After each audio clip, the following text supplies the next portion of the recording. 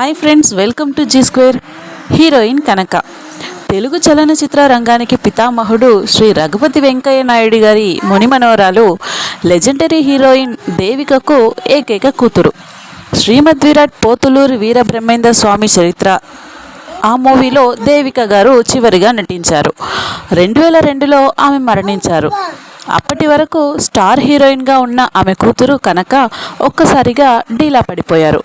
ఆ సమయం వరకు తమిళ్, తెలుగు, కన్నడ, మలయాళ భాషల్లో 60కి పైగా చిత్రాల్లో కనక నటించారు. సూపర్ స్టార్ రజనీకాంత్, కార్తిక్, ప్రభు, మోహన్ లాల్, మమ్మూటి, జయరాం, రాజేంద్ర ప్రసాద్, భానుచందర్ వంటి పెద్ద పెద్ద స్టార్స్తో పలు సినిమాల్లో కనిపించిన ఆమె లెక్కలేనన్ని బ్లాక్ బస్టర్ విజయాలను కూడా అందుకున్నారు. కానీ తల్లి మరణం తర్వాత కనీసం ఒక్క సినిమాలో కూడా ఆమె నటించలేదు. చివరకు వివాహం కూడా చేసుకోకుండా బాహ్య ప్రపంచానికి దూరంగా ఒంటరి జీవితాన్ని ఇప్పటి వరకు గడుపుతున్నారు. 80-90 దశకంలో కనకకు విపరీతమైన ఫ్యాన్ ఫాలోయింగ్ ఉంది. ముఖ్యంగా తమిళ చిత్రసీమలో ఆమె చెరగని ముద్ర వేశారు.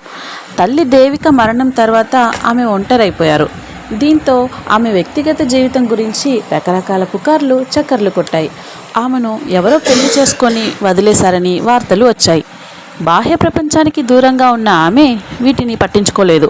అప్పుడప్పుడు ఇంటి నుంచి బయటకు వచ్చే కనకకు అటెండర్ ఒక్కరే ఉంటారని కొందరు చెబుతున్నమాట. ఇప్పటి వరకు కనక ఏకాంతంగానే గడుపుతుండడం ఆమె ఎందుకు పెళ్లి చేసుకోలేదని కొందరిలో ప్రశ్న మొదలైంది.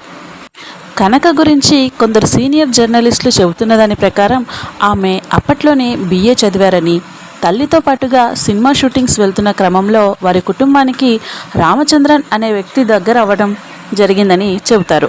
అతనే ఆ కుటుంబానికి అండగా ఉంటూ వారిద్దరి మంచి చెడులు చూసేవాడని సమాచారం. కొంతకాలానికి కనక ప్రేమలో పడిన రామచంద్రన్ ఆ కుటుంబానికి మరింత దగ్గరయ్యాడు. అయితే ఓ దశలో రామచంద్రన్ను కనక అపార్థం చేసుకుందని, దీంతో వారిద్దరి మధ్య విభేదాలు రావడం వల్ల అతన్ని ఇంటి నుంచి కనక పంపేసినట్లు చెబుతున్నారు. కొన్ని సంవత్సరాల తర్వాత తల్లి మరణం, ఆపై రామచంద్రన్ కూడా మరణించడం జరిగిపోయాయి. రామచంద్రన్ మరణం తర్వాత తనను ఎంతగా ప్రేమిస్తున్నాడో కనకకు తెలిసింది. దీంతో గుండెలవిసేలా రోధించిన కనక తనకు సినిమాలేవి అక్కర్లేదని ఒంటరిగా జైలు జీవితాన్నే కోరుకున్నట్లు అక్కడ మీడియా చెబుతుంది. అయితే సుమారు 10 ఏళ్ల తర్వాత కనకను సంప్రదించిన కోలీవుడ్ ప్రముఖ జర్నలిస్ట్ కుట్టి పద్మిని ఒక కాఫీ షాప్లో కలిశారు.